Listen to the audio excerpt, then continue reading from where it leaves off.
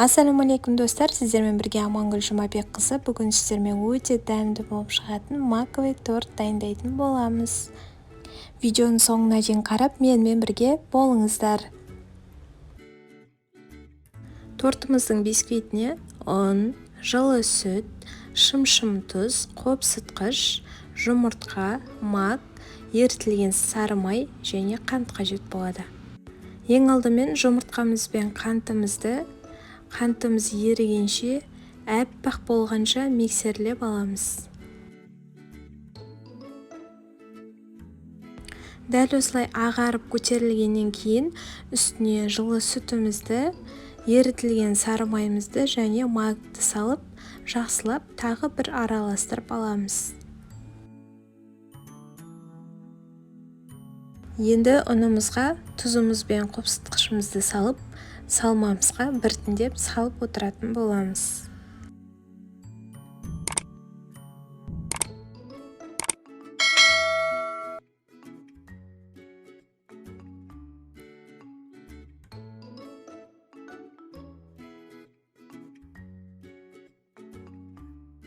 Қамырымыз дайын болды. Енді формамызды дайындайтын боламыз. Бисквитімізді пісіруге дәл осындай кольцо мен фольга қажет болады. Фольганың дәл осылай кольцоның астына төсеп алып, жан-жағын қамырымыз ағып кетпейтіндей етіп, кольцоға жақындатып жабыстырамыз. Сақтықта қорлық жоқ деп, 2-3 қайтара тағы да қаптасаңыздар болады. Міне біздің формамыз дайын болды.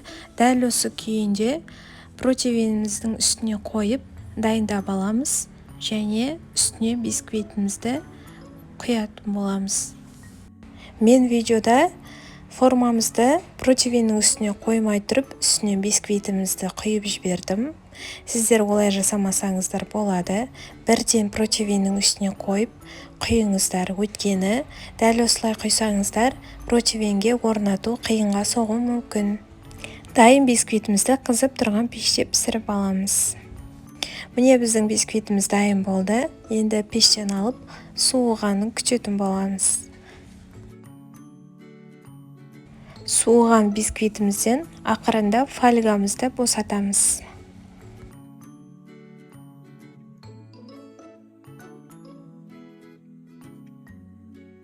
Жан-жағын тез алу үшін пышақтың көмегіне жүгініп, дәл осылай кесіп шығамыз.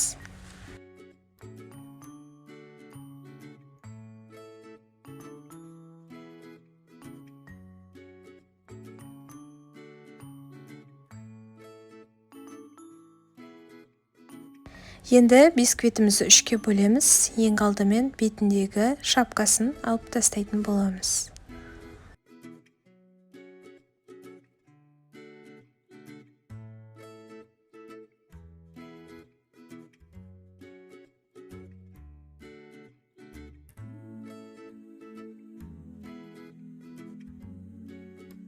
Енді бірдей болу үшін 3 бөлікке бөліп аламыз.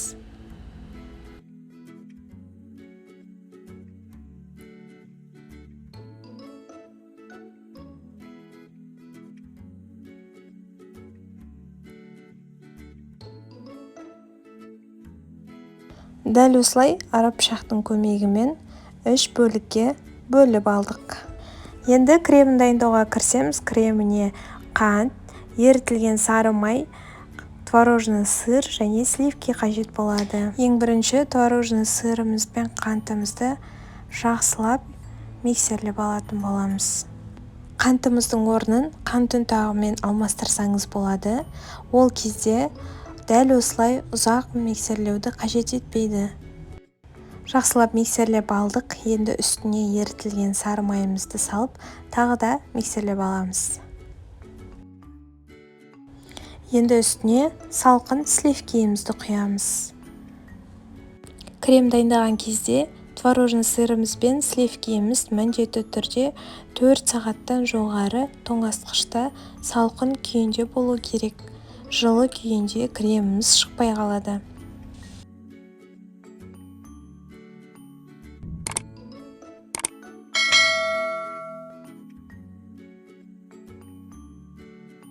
Креміміз дайын болды. Дәл осылай өзінің формасын ұстап тұратын күйде болу қажет. Енді тортымызды жинауға кірісеміз. Ең алдымен бізге дәл осылай кондитерлік мешок қажет болады. Ыдысымызға кигізіп, кремімізді салатын боламыз.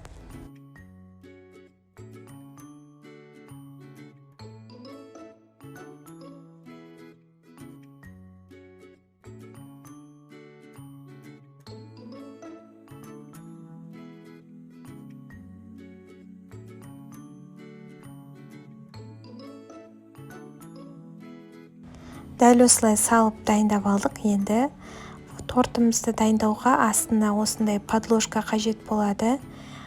Тортымыз жылжып кетпеу үшін астына сәл ғана кремімізді құйып, ең астыңғы бөлігін орнататын боламыз. Кремімізді жақпас бұрын бисквитімізге пропиткамызды сеуіп, коржегімізді ылғалдандырып аламыз. Видеода жасауға ұмытып кеткенмін. Пропиткамен ылғалдандырсаңыздар, торттарыңыз өте жұмсақ болып шығады. Енді кондитерлік мешогымыздың көмегімен бисквитіміздің барлық жеріне жеткенше кремімізді құйып шығамыз.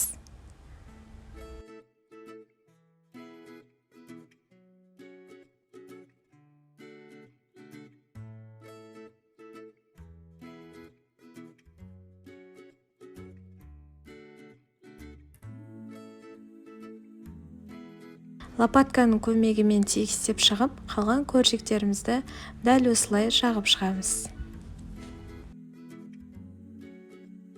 Ең жоғарғы бөлігін тегіс болу үшін арғы бетін аударып саламыз. Біздің тортымызды тегістеуге дәл осылай кондитерлік шпательдер қажет болады. Ең алдымен бетіне 3-4 қасықтай крем салып, тегістеп шығатын боламыз. Енді кондитерлік мешоктың көмегімен тортымыздың жанына крем жағып шығамыз.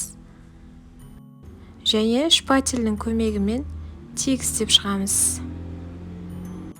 Тортымызды тегістеуге осындай айналып тұратын подставкаңыз болса, өте ыңғайлы, тортыңыз тіп-тіке болып, теп-тегіс болып шығады.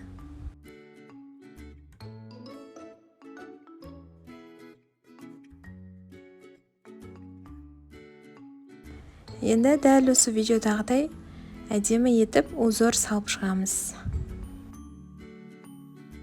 Енді тортымызды өзіңіздің қалауыңызша сәндеп шықсаңыз болады. Мен дәл осылай құлпынаймен сәндеп шықтым.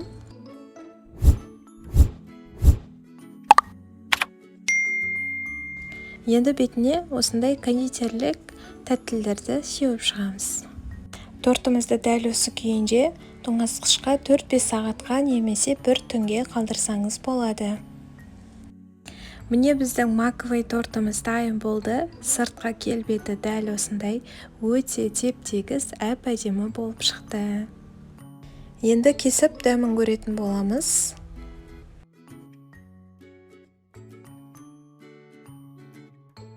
Міне біздің тортымыздың ішкі көрінісі осындай.